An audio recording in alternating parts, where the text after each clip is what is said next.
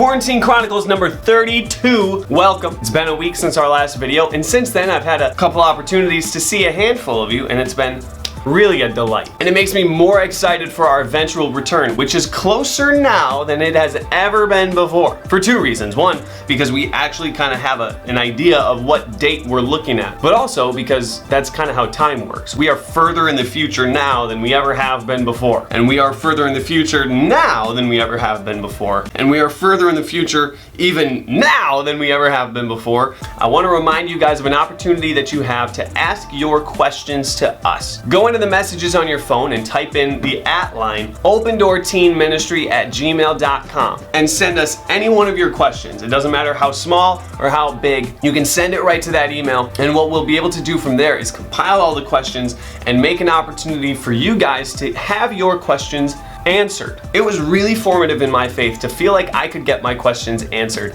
And so I want to give that opportunity to you guys by sending your questions into us and obviously getting your answers. I also want to remind you guys of some dates to keep on your calendars. That is July 19th and July 26th. Those are Sundays where we will be having service at this church that I'm in right now. Services. The 26th is particularly important because we will be honoring our graduating seniors. So I want to make sure that the teens are there to support our graduating seniors, not only because they put in the hard work of graduating from 4 years of high school like everybody else, but they did so under some wild circumstances. So kudos to them. So July 26th, join with us to celebrate their hard work. I got a good joke for you. The only joke you're gonna get from me this week. A man walks into a restaurant and the waiter says, would you want anything to drink? And the man says, yeah, I'll take a cup of coffee. So the waiter comes back, brings the cup of coffee, hands it to him and says, here's your coffee. And the man takes a sip and he spits it out. What is this? Is this dirt? The waiter says, well, yes, sir. It's fresh ground.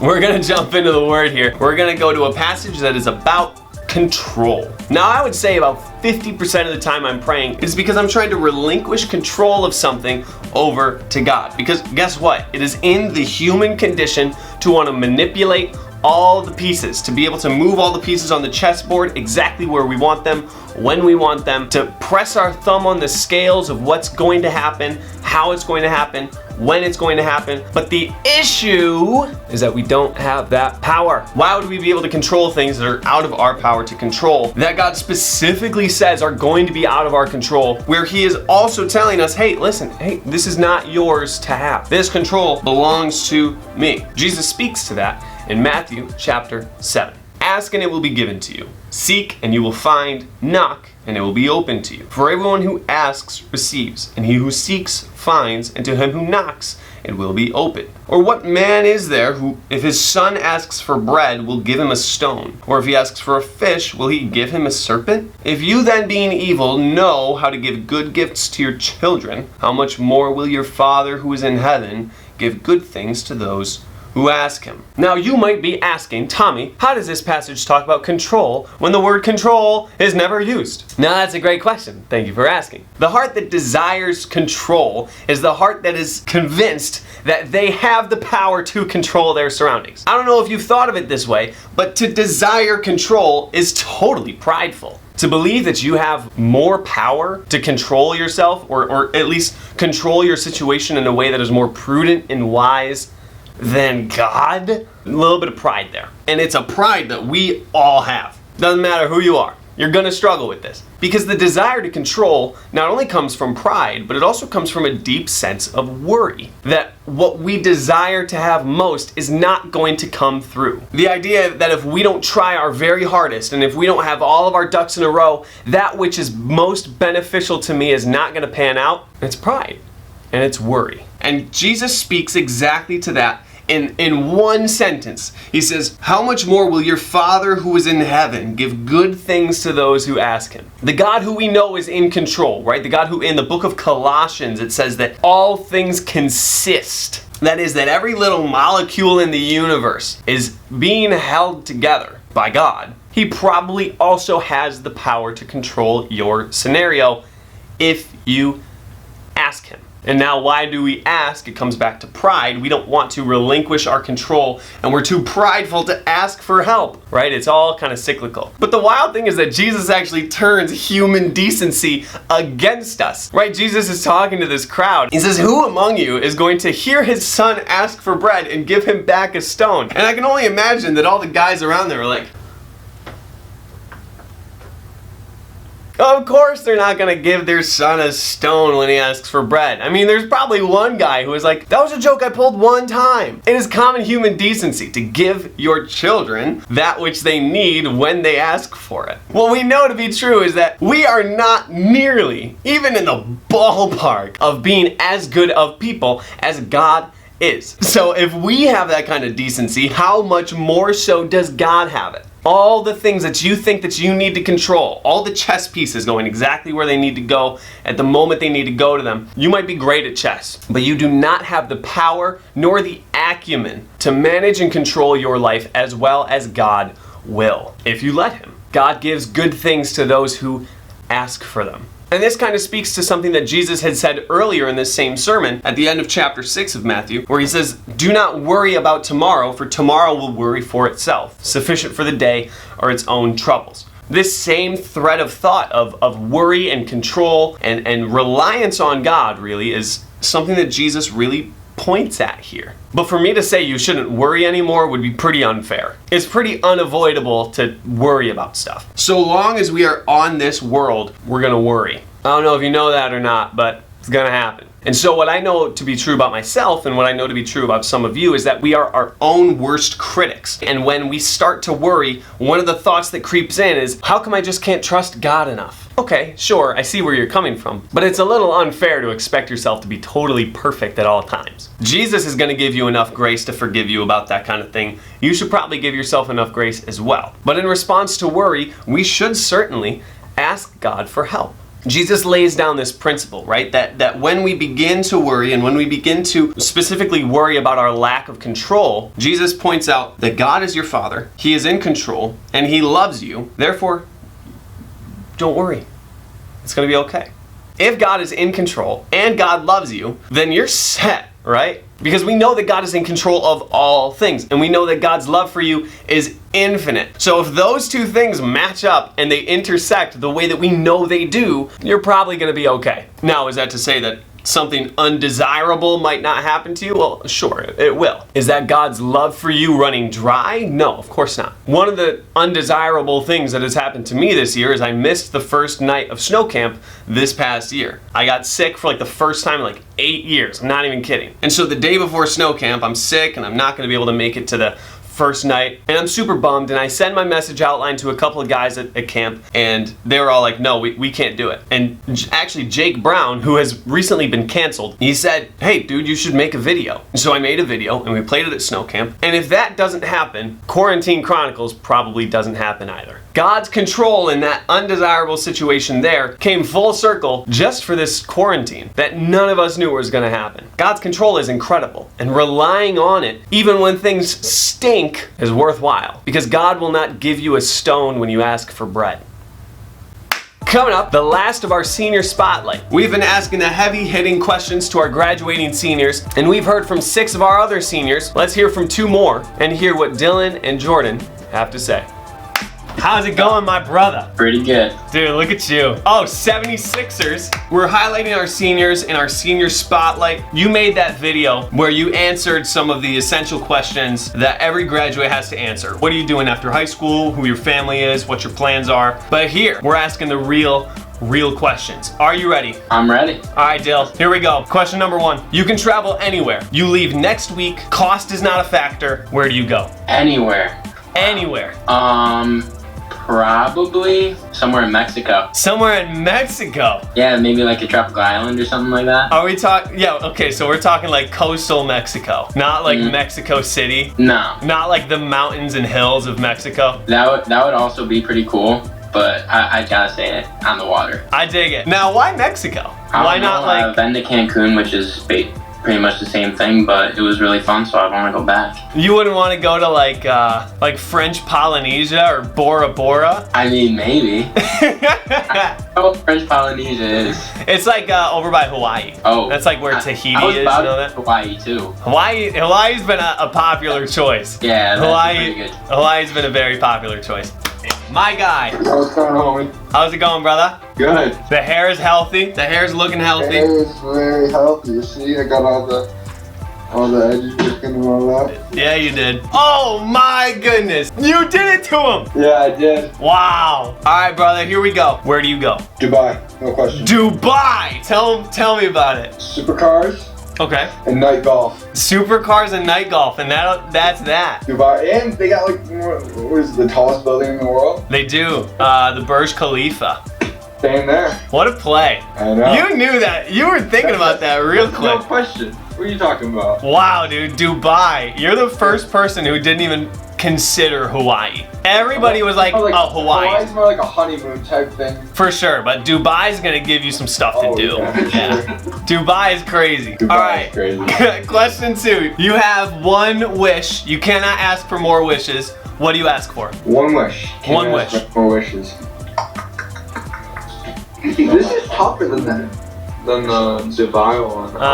Oh, I got it. An infinite supply of Dippin' Dots. Cookies and cream. Nothing else. What happened to Dippin' Dots? I felt like Dippin' Dots were really everywhere for a while. Maybe I just haven't been to Darien Lake recently enough. I mean, I really only saw them over at like Darien Lake. Yeah, maybe I just haven't been there recently enough, but I remember thinking that Dippin' Dots were gonna like take over. Yeah. You got me thinking about Dippin' Dots now. Dude, now I want some Dippin' Dots. That's a great wish, man. That's a great wish. You said the cookies and cream Dippin' Dots are the best? Oh yeah, for sure. No. What do you think? I'm with Sammy and Josh right now. Josh, what flavor Dippin' Dots are the best? He said cookie dough. Oh, dude, no, it's cotton candy. The cotton candy Dippin' Dots were crazy. Cotton candy actually kind of hit. It was a hit, dude. But you'd have to eat it like super fast because it would melt in like 5 seconds. Oh yeah, they would go so fast, and it would make your hand really cold too. Wouldn't it like stick to your tongue? Yeah, dude, the whole little thing would stick. An Yeah. infinite supply of Dippin' Dots is an incredible wish, and I support it. What do I wish for? Yeah, what do you wish for? Oh, this is a tough one. Not gonna lie, I think I gotta wish for superpowers. Superpowers. Oh my! What superpowers? It's like where you can turn into anything you want. Oh, shape-shifting? That Bro, that's easily the best answer I've gotten out of this.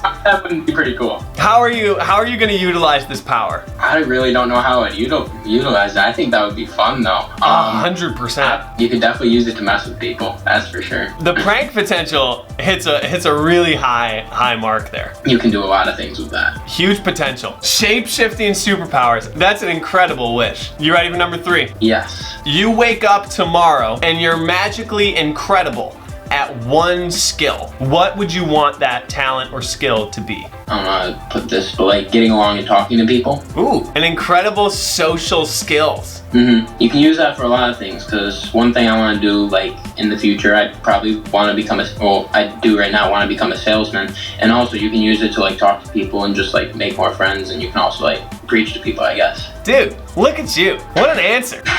That's a superpower in itself, honestly. Yeah, I mean, being able to do that definitely opens up a lot more stuff. Sure does. That's a good answer. Dude, you're killing it. You're killing it at this. Golf. I'm so inconsistent at golf. If that's like one wish, like any golfer, is to be insanely good at golf and not bad at all. That's a tempting answer. PGA coming quick. There we go. We got the Titleist hat working too. Uh-oh. All right, Jordan, here's question number 4. When you were 10 years old, what did you want to be when you grew up? I wanted to be Eli Manning's next runner-up quarterback. Oh, there we go. The star of the New York Giants. I wanted to be his successor. You wanted to be Danny Dimes. I did want to. You see the resemblance, me and Danny Dimes? I do, dude. Jordan Jones. Yeah. There you go. Killing it. No, but that was it. Actually, me and Josh, we go out in the backyard and we would spend, I don't know, all day. Pretend like we were in the Super Bowl for like 5 hours. Victor Cruz, the wide receiver. Yeah. He was on that second Super Bowl team, right? Yeah. Yeah. 2011. So definitely the quarterback in the New York Giants. That was my Wow. all-time 10-year-old bud. That's crazy. 10 years old. Yeah, when you were 10. I wanted to be in the special forces. I always thought that would be awesome. Like, you just watch movies about it and it just looks so fun. Wow, that's crazy. So you'd be like, where are we dropping, boys? Oh, definitely going to Tilted Towers. Love it. All right, here's the lightning round, Dylan. I have 5 questions for you, rapid fire. These are the questions that the people are dying to know. Are you ready? I think I'm ready. All right, what is your favorite color? Red. What is your favorite food? Pizza. What kind of pizza? Mmm. Give me 2 toppings. A Frankie from Ferraris. Oh, dude, the Frankie is crazy. Those things are wild. That's the best ever. Easily the best pizza at Ferraris. Oh, yeah. Definitely a top 5 overall, for sure. What song was most recently stuck in your head? What song was most recently stuck in my head? Yeah. I'm not gonna lie, I don't know it, but because I was just working, it's definitely a country song. Definitely a country song. I actually don't know the names. I don't listen to enough country to know. Me neither, dude. Me neither. I won't make you sing it either. Oh, thank you. All right. What is your favorite flavor of ice cream? Cookie dough. Cookie dough. Chocolate chip cookie dough or regular cookie dough? Nice. Last but not least, what is your favorite time of year? Summer. Warm out. You can basically do whatever you want. There's no school.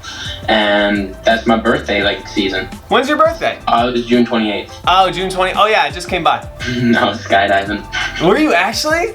Dude, that's crazy. It was awesome. Any last thoughts for the Chronicles, my friend? Oh, the Sixers are going to be great this year. I'm excited. Sixers are gonna look good, man. They got some time to heal up, built for the playoffs. It's going to be a good year. It's gonna be a real good year. Well, it's been good talking with you, man. Yeah, you too. All right, I'll catch you on the other side, brother. All right, here we go. I'm gonna hit you with the lightning round, okay? Are you ready? Yeah. Number 1, what's your favorite color? Blue. Any kind of blue, specific blue? We talking Giants blue? Yeah, we're going big blue. Giants We're blue. going Giants blue, I like it. Number 2, what's your favorite food? Let's just say pizza. What kind of pizza? I just had a Frankie at Ferraris, definitely. Wow, dude, I just called Dylan and he said the exact same thing. Really? Yeah. You said the We're Frankie. on that same wavelength. That's so funny. Yeah, Dylan literally was so quick. He was like a pizza, specifically a Frankie from Ferrari. Yeah, that's my boy. It's definitely the best pizza they've got. Oh, 100%. All right, what song was most recently stuck in your head? Oh, wait, what was it? ABC by the Jackson 5. Yeah, it was ABC. I was talking to my coworker. I was like, you know what I'm listening to right now? I'm listening to ABC's in my head. What a song. What a good song to work to, too. I know. What's your favorite flavor of ice cream, not counting cookies and cream Dippin' Dots? What's it called? Maple walnut. Maple walnut is crazy. I like it. It goes hard. It's pretty good. I'm a big fan of those like savory flavored ice creams. Yeah. That's a really good choice. What is here's the last one of the lightning round. What's your favorite time of year? Right now, summertime. Love it. The fall's alright, but summer's definitely the best. I really love this stretch between like late August and like mid-September. Yeah. That's what I'm about. Any last thoughts for the Quarantine Chronicles? Thoughts from our graduating senior. We're doing like shout outs, or are we doing? What are we You doing? can do a shout out. I was just thinking anything on your mind. Shout out to the upcoming seniors. You guys are the head of the youth ministry now, so just take it head on. Be the rock. Love it. Go hard in sports and snow camp and stuff like that. That's all I can say. Love it. It was good talking with you, brother. Catch you on the flippity flip. Bad. I'll see you later, brother. Thank you to Dylan and Jordan for being a part of the Senior Spotlight, and congratulations to them, of course. And thank you to you for watching the video. Make sure you hit opendoorteenministry@gmail.com in your messages app with all of your questions. I want to hear them. I promise there's nothing too small for you to ask. And also keep July 19th and July 26th on your calendars. I want to see a bunch of people there to honor our seniors as we celebrate their hard work in their graduation ceremony. But there's gonna be some more things coming up very soon, so I would ask that you stay updated, stay in the loop, but most importantly, stay healthy.